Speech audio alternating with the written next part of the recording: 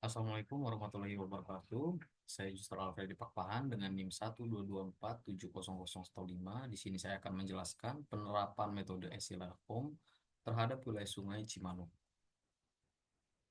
Baiklah, ini adalah bahan presentasi saya pada pertemuan kali ini. Penataan Sungai Cimanuk dengan metode Esilarkom. Untuk di bagian latar belakang, Sungai Cimanuk adalah sebuah sungai yang mengalir di bagian timur Provinsi Jawa Barat, Indonesia. Sungai Cimanuk berhulu di Pegunungan Mandalagiri di Kabupaten Garut pada ketinggian sekitar 1.700 meter dari atas permukaan laut, lalu mengalir ke arah timur laut sepanjang 180 km.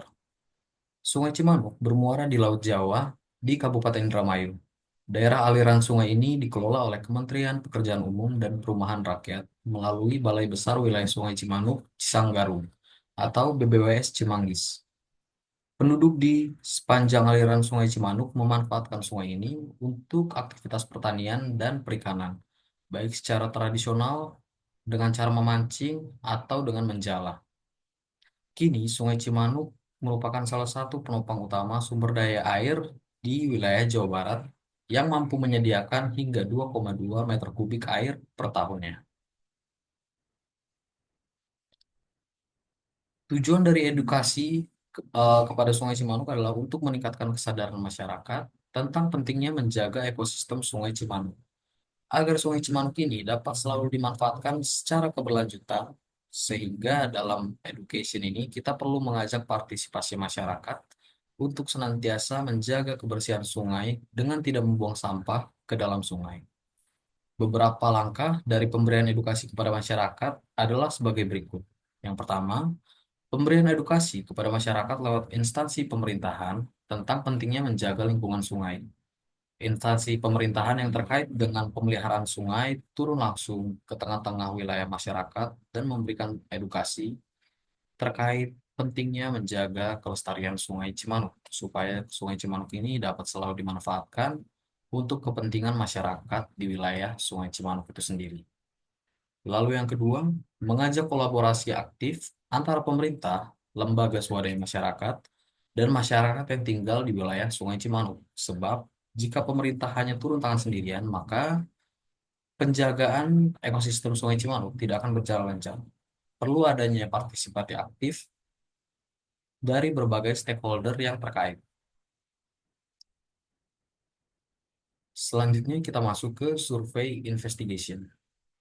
Pada bagian ini, survei adalah tahap mengumpulkan data di lapangan menggunakan metode atau alat tertentu untuk mendapatkan gambaran mengenai kondisi fisik, lingkungan, sosial di sekitar sungai lingkungan Cimanuk. Output dari data survei yang telah didapatkan dilanjutkan dalam tahap investigasi.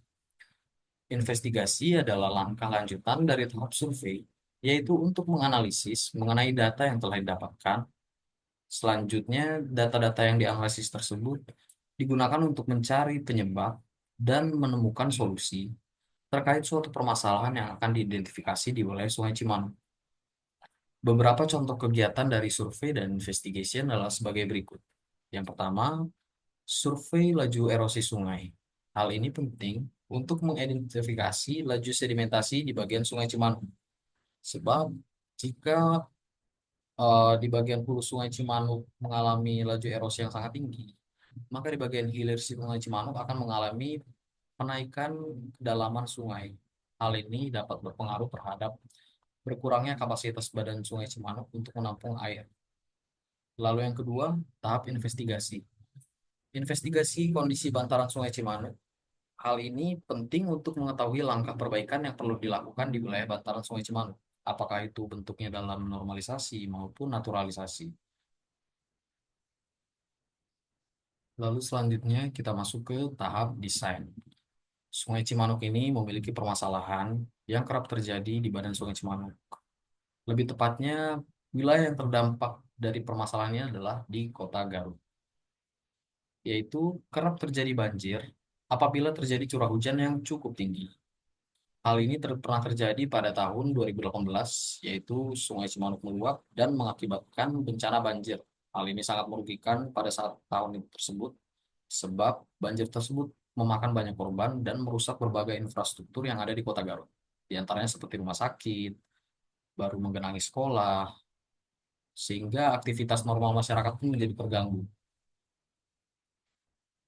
Hal ini dapat menyebabkan banjir di wilayah Kota Garut dikarenakan intensitas hujan yang cukup tinggi, sehingga untuk mengatasi masalah ini, maka pemerintah setempat membangun bendungan di Kota Garut, yaitu tepatnya di wilayah Copong dengan nama Bendungan Copong. Fungsi utama dari bendungan ini adalah untuk mengontrol laju aliran Sungai Cimanuk. Jadi, pada saat terjadi hujan dengan curah hujan yang cukup tinggi, bendungan akan ditutup sehingga air tidak akan terlalu cepat mengalir ke bagian hilir dan menyebabkan banjir. Selain itu, fungsi lainnya dari Bendungan Copong ini adalah untuk mengairi wilayah persawahan di daerah Garut. Bendungan Copong ini terbukti efektif dalam tujuan pembangunannya, yaitu untuk mencegah banjir di Sungai Cimanuk. Sebab sejak terakhir terjadi banjir pada tahun 2018, saat itu Bendungan Copong ini belum rampung dalam tahap pembangunannya. Hingga saat ini tidak pernah terjadi lagi banjir sejak Bendungan Copong telah selesai dibangun. Lalu tahap selanjutnya ada land acquisition. Land acquisition pada wilayah Sungai Cimanuk adalah suatu rangkaian proses pembelian lahan di sekitar Sungai Cimanuk. Pembelian lahan itu bertujuan untuk pengelolaan dan pembangunan Sungai Cimanuk. Pembangunan yang dimaksud berfungsi untuk pengendalian aliran wilayah sungai maupun sebagai wilayah konservasi atau dapat juga dimanfaatkan sebagai lahan wisata, juga sebagai bentuk peningkatan kualitas lingkungan. Misalnya pembelian lahan masyarakat yang tinggal di daerah bantaran sungai dalam melakukan proses normalisasi maupun naturalisasi. Lalu, fungsi selanjutnya untuk melakukan pengendalian banjir dan ada beberapa fungsi lainnya juga. Beberapa proses yang harus dilewati pada tahap akuisisi lahan di Sungai Cimanuk meliputi tahapan-tahapan sebagai berikut. Yang pertama, identifikasi lahan yang diperlukan. Pemerintah harus mengidentifikasi seberapa luas lahan yang diperlukan dalam proses yang akan ditentukan. Lalu, tahap kedua adalah penilaian lahan. Lahan tersebut akan dinilai oleh pemerintah sebelum akhirnya ditentukan harga yang cocok untuk kompensasi kepada pemilik lahan tersebut. Yang ketiga, tahap negosiasi dengan pemilik lahan. Terjadi kesepakatan antara pemerintah sebagai pihak yang akan mengakuisisi lahan dengan masyarakat sebagai pemilik lahan. Mereka bernegosiasi terkait harga yang akan ditentukan. Lalu yang keempat, proses hukum atau lahan itu akan menjadi milik pemerintah secara resmi. Hal ini tertulis dalam surat kepemilikan tanah yang akan diterbitkan jika negosiasi telah terjadi antara pemerintah dan pemilik lahan. Lalu tahap selanjutnya adalah pemberian kompensasi dengan pemilik lahan. Pemerintah menganggarkan sejumlah dana untuk mengganti wilayah lahan yang telah diakuisisi oleh pemerintah. Lalu tahap terakhir adalah penyelesaian sengketa. Hal ini bertujuan supaya kemudian hari tidak terjadi konflik yang mengatasnamakan wilayah lahan yang telah diakuisisi oleh pemerintah. Oke, kita masuk ke tahap terakhir dalam esit lakom di mata kuliah tata kelola bangunan air, yaitu ada construction. Tahap construction dalam esit lakom meliputi langkah-langkah sebagai berikut. Yang pertama, penentuan lokasi, lalu melakukan identifikasi tingkat kekerasan tanah untuk menentukan eh, titik dari fondasi. Dalam pembangunan bendungan, kita perlu mencari fondasi tanah yang keras. Hal ini bertujuan supaya bendungan itu kokoh, tidak rentan mengalami kerusakan akibat fondasi tanah yang lunak, dan bendungan yang dibangun nantinya akan memiliki usia pakai yang cukup panjang. Lalu yang kedua, masuk ke tahap pengukuran dan pembagian kontur tanah. Wilayah ini akan dibagi secara kontur agar arah aliran air tetap konstan dan tidak mengalami stagnan dalam pengalirannya. Lalu yang ketiga, kita masuk ke tahap pembangunan bendungan. Keempat, kita melakukan penanaman vegetasi di sekitaran bendungan. Selain berfungsi untuk meningkatkan estetika di wilayah bendungan itu sendiri, penanaman vegetasi juga dapat berfungsi sebagai langkah untuk menjaga keasrian dari fauna-fauna yang menjadi fauna khas di wilayah Sungai Cimanuk sendiri. Lalu yang kelima, perlu dilakukan pemeliharaan secara rutin seperti pengecekan keretakan-keretakan di bagian bendungan untuk mencegah ambruknya bendungan tersebut, maupun pemeliharaan seperti pembersihan secara berkala wilayah bendungan tersebut karena pasti banyak sampah yang terangkut dari aliran Sungai Cimanuk.